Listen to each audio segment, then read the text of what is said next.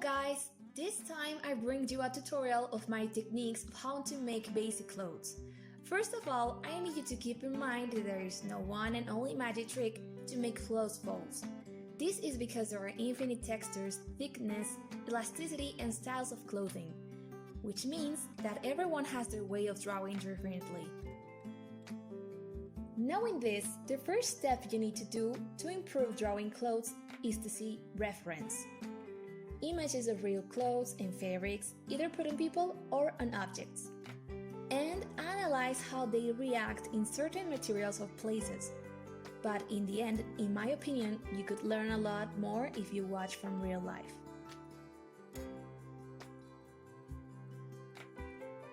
The good thing about this though is that many fabrics fold similarly and in similar places. It's really something that by drawing it many times and understanding a few subtle tricks, you can apply it to any type of clothing. Let's get started then!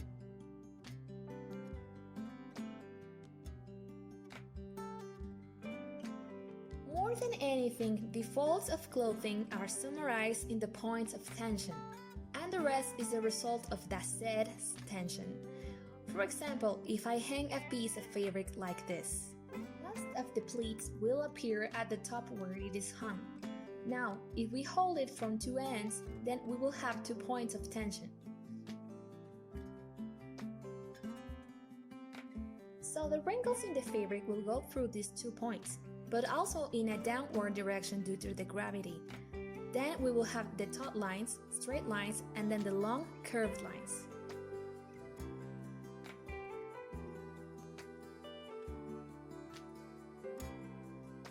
Another line style is zigzag. These are very useful to represent high volume compressed or overlapping fabrics, such as the bottoms of pants, at the ankles, and the sleeves of a coat at the wrists. Also, when it comes to tube-shaped areas, such as the arm and the legs, there are many areas of tension, so it will work better for you to make more zigzag lines in this way. Keep in mind to make the folds in different directions, not the same direction, so that it will feel like it flows better and is affected by stress points. Try not to make too many lines because it may look a little unnatural. It will also be easier for you to use a fewer lines and easier to read when you see it from a distance.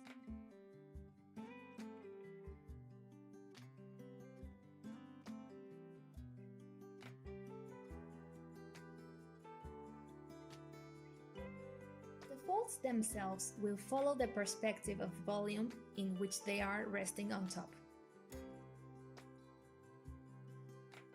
Then, if we see this cylinder, we can notice that the upper face is more protruding than the lower one.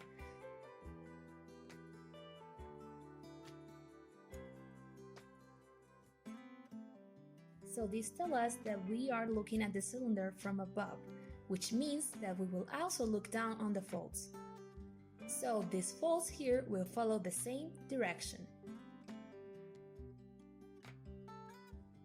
On the contrary, if perspective is different and we can see the cylinder from below, the wrinkles follow its direction upwards. Always imagine the perspectives of volumes inside.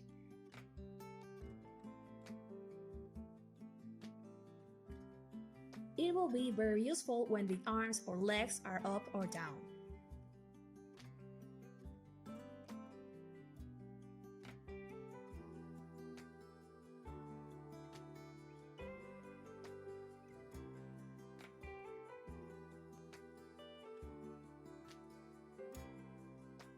The edge of the clothes always tend to be closed in a circle. So, let's see it in this way, like a cutter cylinder, where we can see its interior, as if there were the letter O.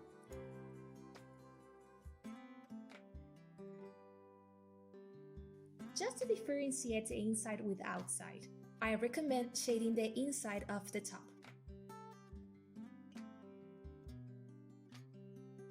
But what about a larger circle, or with uneven edges? Either because it has more fabric, or the wind, or because it is long. we talk about, for example, a dress, a cape, or a skirt. We cannot create a simple horizontal stripe at the end. Rather, we need to add movement and this sense of gravity because of the kinks. For that, what I usually do is draw like irregular waves.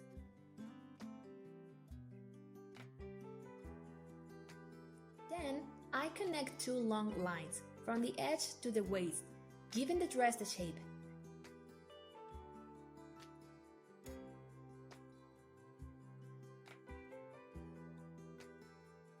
It looks like a torn skirt, but then it draws lines from the revolving edges in the same direction, from the base and the peak of the mountains, especially the folds where they seem more like a mountain shape. And finally, add some lines of tension as a detail.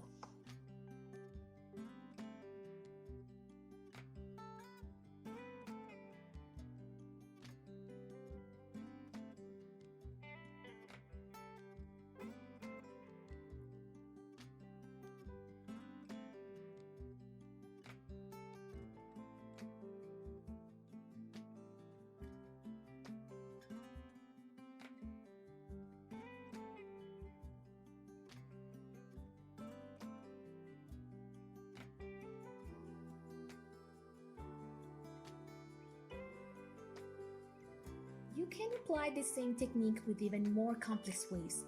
This is like for more overlapping fabrics, as if they were embroidery. Show exaggerated lines.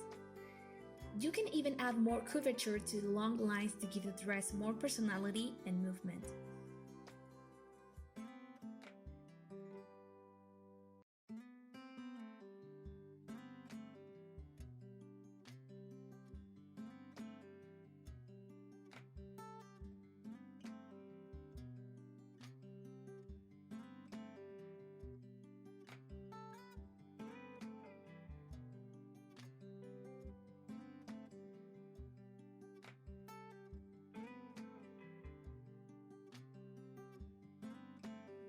First, we have this character. We identify the points of tension. The most common are the armpits, elbows, wrists, crotch, ankles, and knees. Although there are also those that influence the shoulders, bust, hips, and abdomen.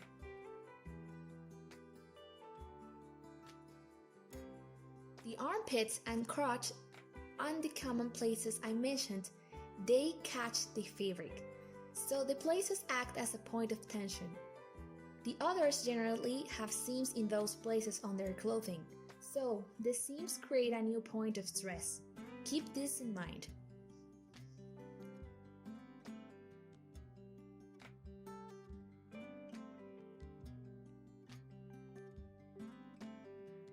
First, I start with some tight shorts and a medium baggy blouse, which is rather tucked into the shorts.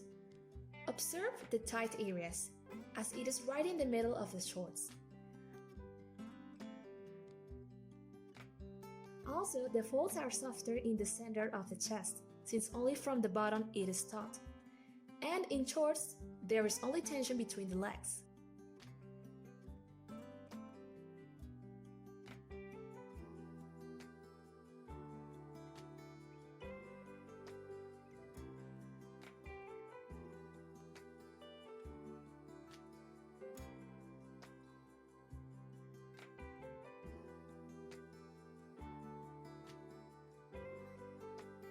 And I make the shadow smaller and straight. Of course, it will depend on the direction of the light for these cases. It is best to use references. But keeping this in mind, you will know how to perceive where the light and shadows are correctly placed. In the more relaxed areas, I make the shadows larger where I know that the fold is down. For example, in the chest area.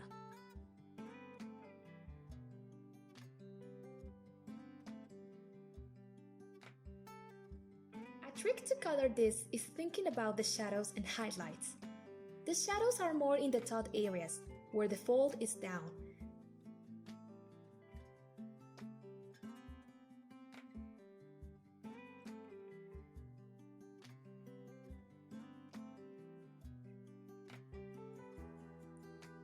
I will make some pants. Keep in mind the areas of tension such as the knees, ankles, and the crotch. In this case, I will make a sweater type, where there is more volume of clothing, and the set looks more fluffy.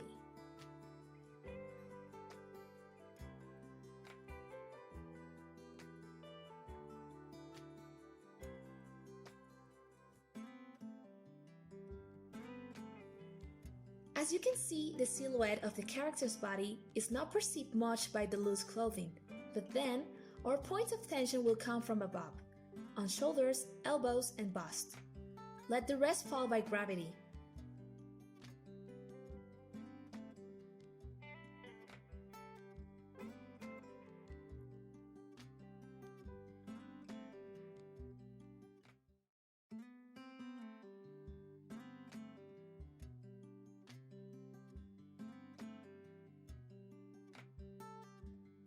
And we shade the important points. Clothes of these types with sleeves. It is easier to know that the shadow can be perceived more under the arm.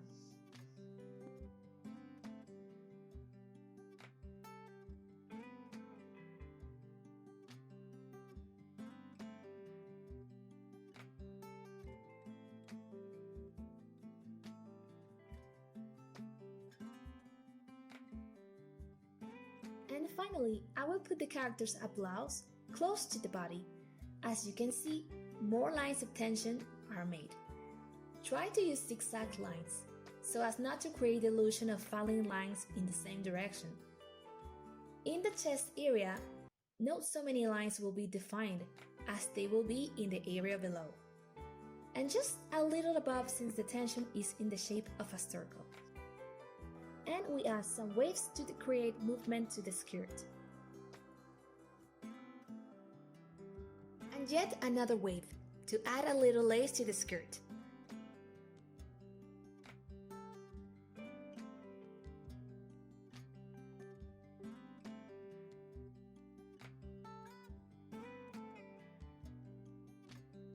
The silhouette of the body, as you can see, looks more in the character. Here in her skirt, as it is held from her waist, from there we start the lines of tension and let them flow down the skirt until it falls.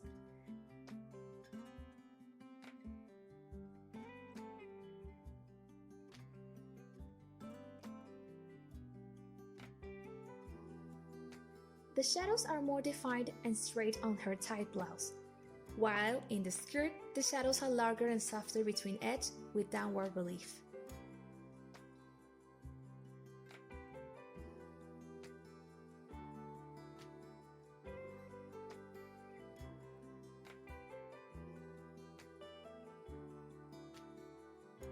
As you can see, drawing clothes and folds is just a matter of understanding the type of fabric, movement, tension, or relaxation that can be projected on the body or an object, where there is more volume, where it is tight, where it is shade, etc.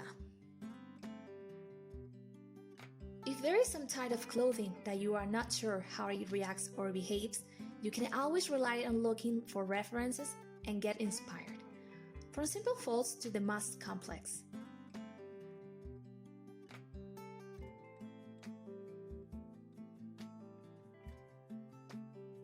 You can even search in your closet and study the clothes by yourself, seeing your sleeves, textures of folds. I feel like it's one of the best ways to learn to draw whatever, drawing inspiration from references. And that will be all for the tutorial. It is a very extensive topic since there are many styles of clothing, but I hope to be able to do more tutorials touching more of these topics. I hope this tips helps you a lot and that it allows you to be more relaxed when drawing clothes, and that the lines flow better on the fabric. Let me know in the comments below if you liked the video and see you next time. Bye!